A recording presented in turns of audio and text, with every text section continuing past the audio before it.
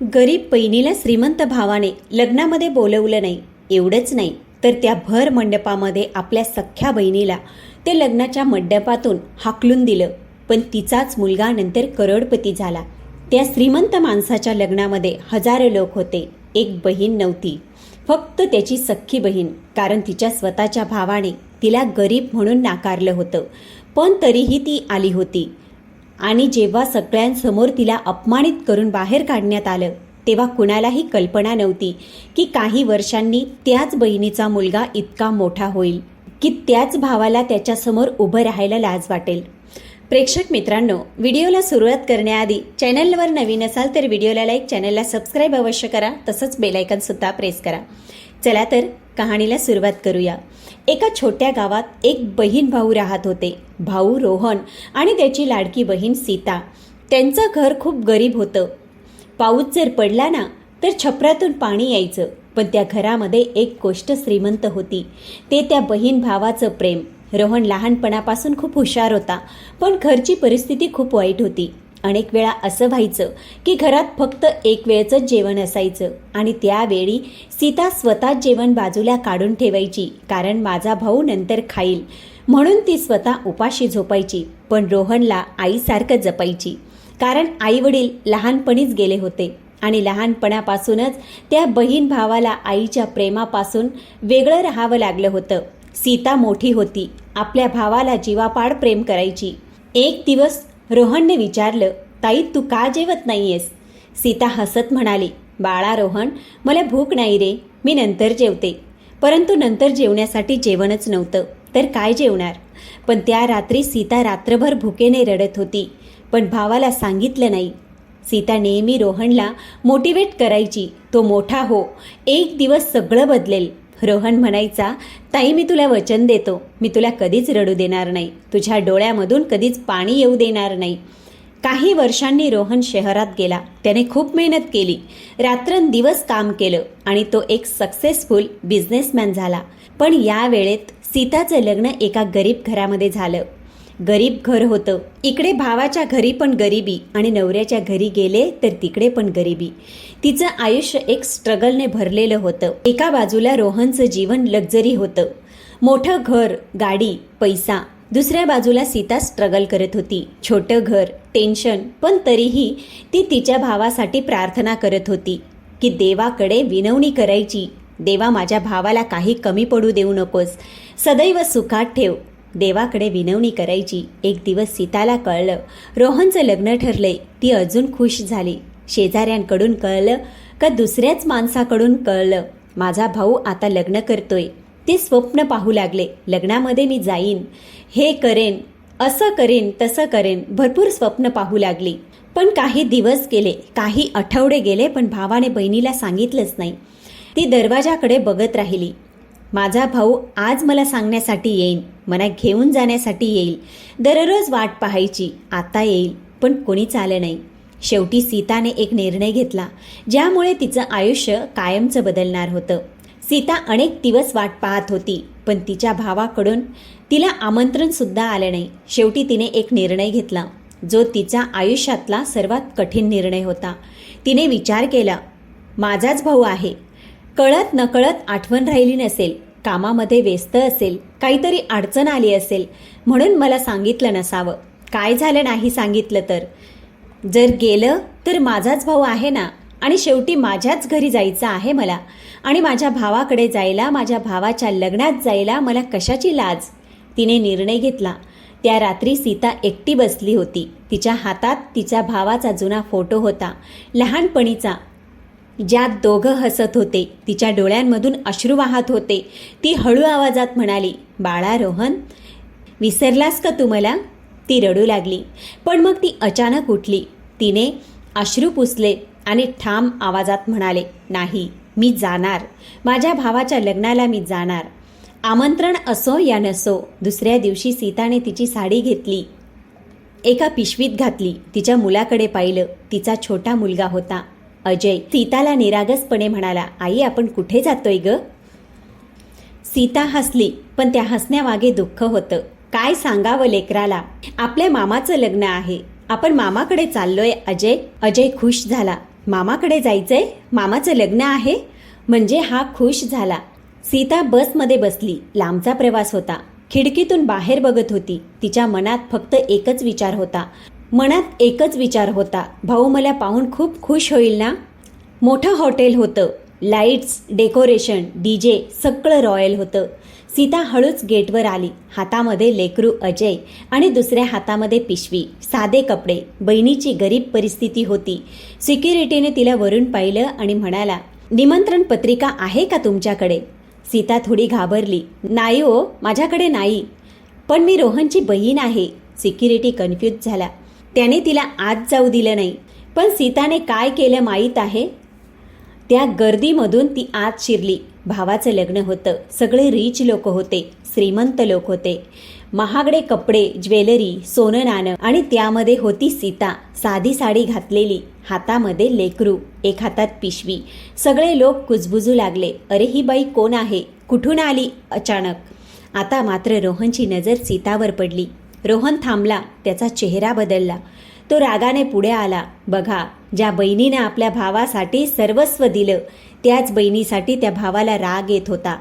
तो रोहन रागाने पुढे आला आणि म्हणाला, ताई तू इथे काय करतेस? सीता हसण्याचा प्रयत्न करत होती. अरे बाळा, तुझं लग्न आहे म्हणून मी आले. तू मला बोलावलं नाही ना? तर काय झालं?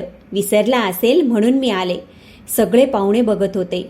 रोहनचा चेहरा कठोर झाला. तो जोरात म्हणाला, तुला कोणी बोलावलंय? सगळे पाहुणे बघू लागले. सीता शांत आवाजात म्हणाली, अरे रोहन, मी तुझी बहीण आहे रे. बहीण? रोहन रागाने ओरडला. बहीण? तुझ्यासारख्या गरीब लोकांना माझ्या लग्नामध्ये जागा नाहीये. चल निघ इथून, निघ बाहेर. एका वाक्याने सीता पूर्णपणे तुटली. हो, पूर्णपणे. ज्या भावासाठी तिने सर्वस्व दिलं होतं, आज तोच भाऊ भर लग्नाच्या मंडपात गरीब बहीण आहे म्हणून तिचा अपमान करत होता. किती दुःख, किती वेदना झाल्या असतील त्या बहिणीला. लोक हसू लागले. काही जण व्हिडिओ काढत होते. अजय घाबरला. लहान मुलगा होता ना. आई चल आपण जाऊया. पण सीता थांबली. तिच्या डोळ्यात अश्रू होते. आता मात्र रोहनने सिक्युरिटीला बोलावलं. बाहेर काढा या बाईला, आत्ताच्या आत्ता बाहेर काढा. सिक्युरिटीने सीताचा हात धरला आणि तिला ओढत त्या लग्नाच्या मंडपातून बाहेर काढलं. सीता काही बोलली नाही. अजय रडू लागला. आई, मला भीती वाटते. सीता रडत होती. ती हळूहळू बाहेर निघाली. सगळे तिच्याकडे बघत होते. तिच्या हातातून एक छोटंसं गिफ्ट खाली पडलं आणि ते फुटलं. ते गिफ्ट काय होतं माहीत आहे? बहीण लग्नामध्ये आली होती भावाकडे आणि गिफ्ट काय घेऊन आली होती? एक राखी. छोटीशी राखी होती. बाहेर आल्यावर सीता रस्त्यावर बसली. ती जोरात रडू लागली. हा माझा भाऊ नव्हता, हा कोणी दुसराच असेल. अजय तिच्याजवळ बसला. तो छोट्या आवाजात म्हणाला, आई, मी मोठा होईन ना तर तुला कधीच रडू देणार नाही. त्या क्षणी एक निर्णय घेतला. तिने अश्रू पुसले आणि म्हणाली, आता मी नाही रडणार. आता फक्त मी लढणार. ज्या दिवशी मला स्वतःच्या भावाच्या लग्नाबाहेर काढलं, त्याच दिवशी तिचं हृदय तुटलं होतं. पण त्याच दिवशी तिने एक वचन दिलं की आता ती कधीच कमजोर होणार नाही. त्या रात्री सीता आणि तिचा छोटा अजय त्याच्या छोट्याशा घरात बसले होते. घरामध्ये शांतता होती. फक्त एकच आवाज, सीताच्या रडण्याचा. अजय तिच्याजवळ जातो. त्याने तिचा हात धरला आणि म्हणाला, आई, तू रडू नकोस ना. मी मोठा झाल्यानंतर सगळं काही व्यवस्थित करेन. सीता त्याच्याकडे पाहते. तिच्या डोळ्यात वेदना होत्या, पण एक ज्वालासुद्धा होती बरं का. ती म्हणाली, आजपासून मी बदलणार. आपण कोणासमोरही हात पसरवणार नाही. त्या दिवसानंतर सीताने एक गोष्ट ठरवली. माझा मुलगा मोठा होईल. ते सकाळपासून रात्रपर्यंत काम करू लागली. घर साफ करणं, लोकांचे घरची भांडी घासणं, शिवणकाम करणं. त्यांचे हात सगळे जखमी व्हायचे, पण ते थांबत नव्हते. अजय लहान होता, पण त्याने सगळं पाहिलं होतं. आईचा अपमान, तिचं दुःख सगळं पाहिलं होतं. एक दिवस तो आईला म्हणाला, आई, मी खूप मोठा होणार आणि तुला कधीच रडू देणार नाही. सीता हसली, पण तिला माहीत होतं हा माझा मुलगा वेगळा आहे. अजय ते शाळेत जायचा, पण परिस्थिती खूप कठीण होती. पुस्तके जुने, कपडे साधे फाटलेले. लोक टिंगल करायचे. एकदा काही मुलं त्याला चिडवू लागले, अरे फाटके कपडे आहेत तुझे, तुझ्याजवळ कपडे नाहीत घालायला. तुझी आई गरीब आहे, तू काय मोठा होणार. आता अजय शांत राहिला, पण त्या दिवशी त्याच्या आत एक आग पेटली. तो घरी आला, आईसमोर बसला. आई, मला खूप शिकायचं आहे, मला खूप शिकायचं आहे आई. सीता त्याच्या डोक्यावर हात ठेवते आणि म्हणते, बाळा, मी तुझ्यासाठी ना काहीही करायला तयार आहे, पण तू थांबू नकोस आणि मी तुला थांबू पण देणार नाही. असेच काही वर्ष गेले. अजय मोठा होत गेला. अभ्यासात टॉप येऊ लागला. रात्रभर अभ्यास करायचा, दिवसा पार्ट टाइम काम करायचा. तो स्वतः खर्च भागवू लागला. लोक म्हणू लागले, हा मुलगा एक दिवस मोठा होणार, आणि कधी तो दिवस येईल काय माहीत. लोक म्हणू लागले, हा मुलगा एक दिवस मोठा होणार म्हणतोय, आणि कधी दिवस तो येईल काय माहीत, आणि हसू लागले. एक दिवस अजयला तीच जागा दिसली जिथून त्याच्या आईचा लग्नाच्या मंडपातून बाहेर काढलं गेलं होतं. अजयला एक दिवस तीच जागा दिसली जिथून त्याच्या आईला लग्नाच्या मंडपातून बाहेर काढलं गेलं होतं. तो थांबला. त्याच्या डोळ्यात राग आणि वेदना होत्या. तो हळू आवाजात म्हणाला, आई, तो दिवस मी विसरणार नाही. त्या रात्री तो आईसमोर बसला. आई, मी आता फक्त नोकरी नाही करणार, मी बिझनेस पण करणार आहे. सीता थोडी घाबरली. कसं करणार रे, आपल्याकडे पैसे नाही आहेत. अजय कॉन्फिडेंटली म्हणाला, आपण गरीब आहोत, पण आपली मेहनत श्रीमंत आहे बरं का. त्या दिवसापासून अजयचं लाईफ बदललं. तो रिस्क घ्यायला लागला, नवीन कामं सुरू करायला लागला. पण पुढचा रस्ता खूप कठीण होता. शेवटपर्यंत व्हिडिओ नक्की बघा. त्यांनी सुरुवात तर केली, पण पुढे जे होणार होतं ते त्याच्या आयुष्यातला सर्वात मोठा संघर्ष होता. अजयने ठरवलं होतं, तो फक्त नोकरी करणार नाही, तो स्वतःचं काहीतरी मोठं करणार आहे. पण ज्याच्याकडे पैसे नाहीत, ओळख नाही, त्याच्यासाठी यशाचा रस्ता इतका सोपा नसतो. दुसऱ्या दिवशी अजय कामाला लागला. छोटीशी आयडिया, मोठं स्वप्न. त्याने छोटा बिझनेस सुरू केला. ऑनलाईन प्रोडक्ट विकायला सुरुवात केली. पण प्रॉब्लेम काय, पैसे कमी, अनुभव नाहीये, सपोर्ट नाही. पहिल्याच महिन्यात मोठं नुकसान झालं. सगळे पैसे गेले. लोकांनी हसणं सुरू केलं. हा मुलगा बिझनेस करणार, कसा दिवा लावतो काय माहीत, तुझ्यासारख्याने स्वप्न बघू नये रे. लोकांना हसणं सुरू केलं. अजयला दुःख वाटत होतं, पण तो शांत बसला. त्याच्या डोळ्यात पाणी होतं. तो घरी आला, आईसमोर बसला. आई, मी हरलोय, आता लोक माझे टिंगल करू लागले आहेत. सीता त्याच्याकडे बघते आणि हसते आणि म्हणते, लक्षात ठेव की तू काहीतरी शिकतोयस, गोष्ट विसरू नको. त्या एका वाक्याने अजय पुन्हा उभा राहिला. यावेळी त्याने चुका समजून घेतल्या, मार्केट समजून घेतलं, लोकांशी बोलला, स्ट्रॅटेजी बनवली. तो दिवस रात्र मेहनत करू लागला. झोप कमी, काम जास्त, आणि काही महिन्यांनी थोडा प्रॉफिट सुरू झाला. छोट्या छोट्या ऑर्डर्स येऊ लागल्या. लोक ट्रस्ट करायला लागले. अजयच्या चेहऱ्यावर कॉन्फिडन्स येऊ लागला. आणि एक दिवस त्याला एक मोठं ऑर्डर मिळालं. तो नर्वस होता, पण त्याने खूप मेहनत केली. ऑर्डर सक्सेसफुल झालं. त्या दिवसापासून त्याचा बिझनेस ग्रो होऊ लागला, खूप वाढू लागला. वर्षभरात अजयचं नाव मार्केटमध्ये प्रसिद्ध झालं. जिकडे बघेल तिकडे अजयचं नाव होतं. मोठं ऑफिस, स्टाफ, पैसा. तो करोडपती झाला होता. लोक म्हणू लागले, हाच तो मुलगा आहे. पण अजय आता बदलला नाही. तो अजूनही त्या छोट्या घरात आईसोबत बसायचा. एक दिवस तो आईला म्हणाला, आई, आज जे काही आहे ना ते फक्त तुझ्यामुळे आहे. सीताच्या डोळ्यातून पाणी आलं. त्या दिवशी अजयला एक मोठ्या फंक्शनला इन्व्हाइट आलं होतं, चीफ गेस्ट म्हणून. पण त्याला माहीत नव्हतं की तिथे कोणीतरी येणार होतं त्या फंक्शनमध्ये, आणि तो म्हणजे त्याचा भूतकाळ त्याच्यासमोर उभा राहणार होता.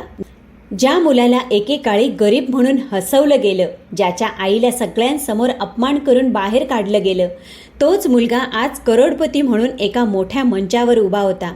पण त्याला अजून माहीत नव्हतं की आज त्याचा भूतकाळ त्याच्या समोर येणार आहे. मोठा हॉल, लाईट्स, मीडिया, टाळ्यांचा गडगडाट.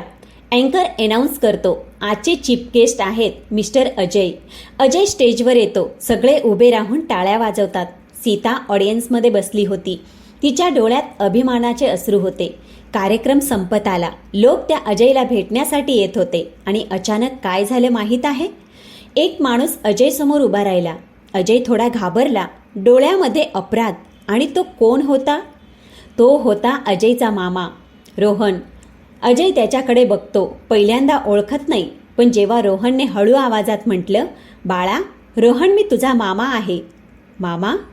अजय शांत झाला. त्याच्या डोळ्यासमोर फ्लॅशबॅक उभा झाला. आईचा अपमान, लग्नातून बाहेर काढणं, रडणारी आई, सगळं त्याला आठवू लागलं. रोहन मात्र खाली मान घालून उभा होता. तो म्हणाला, अजय बाळा, मला माफ कर, मी मोठी चूक केली. सगळे लोक बघत होते. अजय शांतपणे म्हणाला, त्या दिवशी तुम्ही माझ्या आईला लग्नातून बाहेर काढलं होतं, फक्त ती गरीब होती म्हणून. पूर्ण हॉल शांत झाला. रोहनच्या डोळ्यात अश्रू आले. आणि त्याची शिक्षा मला रोज मिळते. अजय काही सेकंद शांत राहतो. तो आईकडे बघतो. सीता त्याला फक्त एक नजर देते आणि ती म्हणते, बाळा रोहन, राग नाही तर तो आता प्रेम निवड. प्रेम.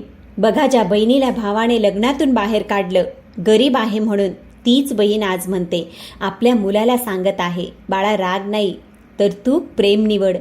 किती मोठं बहिणीचं प्रेम आहे, किती मोठं मन असेल त्या बहिणीचं. अजय परत रोहनकडे बघतो आणि म्हणतो, आज मी तुम्हाला काहीही बोलू शकतो, तुमचा अपमान करू शकतो.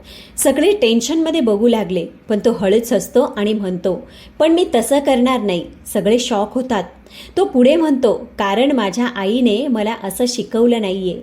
अपमानाला उत्तर अपमानाने द्यायचं असं शिकवलं नाही. माझ्या आईने मला अपमानाला उत्तर यशाने द्यायचं असं शिकवलं आहे. आणि माणुसकी कधीच सोडायची नाही, हे माझ्या आईची शिकवण आहे. रोहन रडू लागला. तो सीताकडे बघतो. ताई, मला माफ कर ग. सीता हळूच पुढे येते. ती म्हणते, रोहन, मी तुला माफ केलं रे, पण त्या दिवसाचं दुःख मी कधी विसरणार नाही. माझ्या हृदयामध्ये तसंच आहे. त्या दिवशी सगळ्यांनी पाहिलं, पैसा नाही, स्टेटस नाही, तर आईचं संस्कार आणि मुलाचं यश.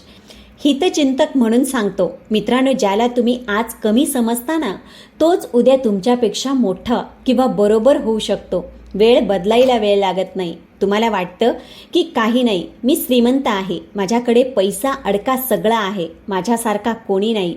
पण तसं नसतं. प्रत्येकाची वेळ येते, प्रत्येकाची वेळ देव आणतो. म्हणून गर्व, अभिमान कधी करू नये. तुम्हाला काय वाटतं?